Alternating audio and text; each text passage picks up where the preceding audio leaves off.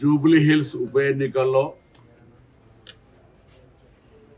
ప్రజాపాలన ప్రభుత్వ కార్యక్రమాల ఆలోచన సరళి కానీ ఆ నియోజకవర్గం అభివృద్ధి ఆకాంక్షించే వాళ్ళు కానీ కంటోన్మెంట్ ఉప ఎన్నికల్లో ఏ విధంగా కాంగ్రెస్ పార్టీని గెలిపించినారో జూబ్లీ హిల్స్ కూడా కాంగ్రెస్ పార్టీ అభ్యర్థిని గెలిపిస్తారని చెప్పినాం. కొంత సానుభూతితోటో లేదా టీఆర్ఎస్ డైవర్షన్ పాలిటిక్స్ చేయడం ద్వారానో మహిళలు వారు ఒక సెంటిమెంట్ వాడుకోవడానికి అన్ని రకాల ప్రయత్నం చేసినప్పటికీ కాంగ్రెస్ పార్టీ తీసుకున్నటువంటి సన్న బియ్యం కావచ్చు, రేషన్ కార్డుల పంపిణీ కావచ్చు, 200 యూనిట్ల ఉచిత విద్యుత్ కావచ్చు, మహిళలకు ఆర్టీసీ బస్ ఉచిత ప్రయాణం కావచ్చు, అనేక మంది ఉద్యోగ నియామకాలు కావచ్చు, వడ్డీ లేని రుణాలు కావచ్చు, రైతాంగానికి గ్రామీణ ప్రాంతాల్లో తీసుకుంటున్న నిర్ణయాలు కావచ్చు, ఇందిరమ్మ ఇల్లు కావచ్చు, ఇటువంటి అనేక కార్యక్రమాలు ఇంత ఆర్థిక సంక్షోభం ఉన్నప్పటికీ చేయగలుగుతున్నారనేటువంటి ప్రజల ఆలోచన ప్రకారంగా ఓటింగ్ సరళి కనబడుతూ ఉంది. తప్పకుండా ఇది ముందు నుంచి కూడా చెప్తాను, మా ప్రభుత్వం ప్రజలకు అన్ని రకాల అంశాలతోటి క్షేత్రస్థాయి దాకా చేరే విధంగా పనిచేస్తాను అని చెప్పినాం. ఈ ఫలితం అందుకు నిదర్శనం. తప్పకుండా భవిష్యత్తులో కొంత దుష్ప్రచారం ఏ విధంగా అయితే టీఆర్ఎస్ చేసో ఆ అంశాలన్నీ పరిగణలోకి తీసుకొని మరింతగా గట్టిగా మా ప్రభుత్వం ప్రజల సంక్షేమం కొరకు పనిచేస్తుంది. ఉప ఎన్నిక గెలిచినాడు కూడా అక్కడి ప్రజలు అభివృద్ధి ఆకాంక్షించారని చెప్పినాం.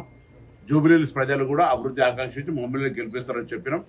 ఇది కాక ఇంతకుముందు చెప్పినట్టుగా మా ప్రభుత్వ కార్యక్రమాలన్నీ కూడా ప్రజలకు చేరువగా, ప్రజలకు వాళ్ళకు కళ్ళకు కనబడే విధంగా సన్న బియ్యం రోజు తింటా ఉన్నారు, నెల రాగానే 200 యూనిట్ల ఉచిత విద్యుత్ అందుకుంటా ఉన్నారు, ప్రయాణం చేస్తే ఉచితంగా ప్రయాణం చేయగలుగుతా ఉన్నారు.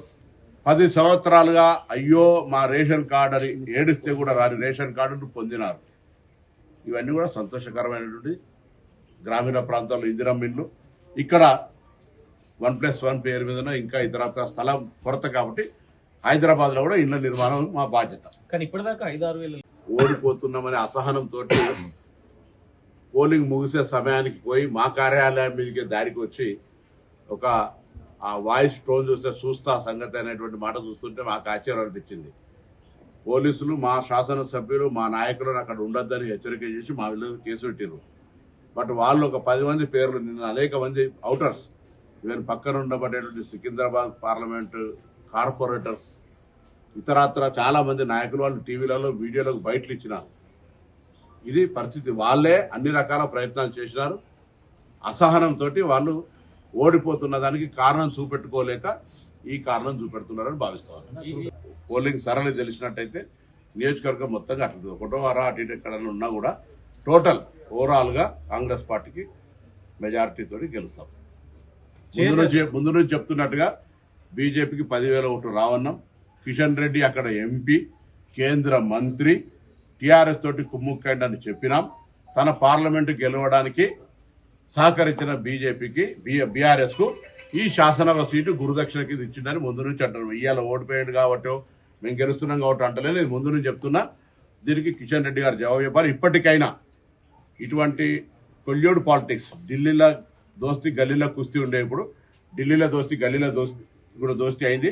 అయినా తెలంగాణ రాష్ట్ర ప్రయోజనాల కొరకు మీరు తెలంగాణ ప్రభుత్వానికి సహకరిస్తే మంచిది, లేకపోతే తెలంగాణ ప్రజలు మీ ఆఫీస్ తాళం వేసే రోజు వస్తుంది.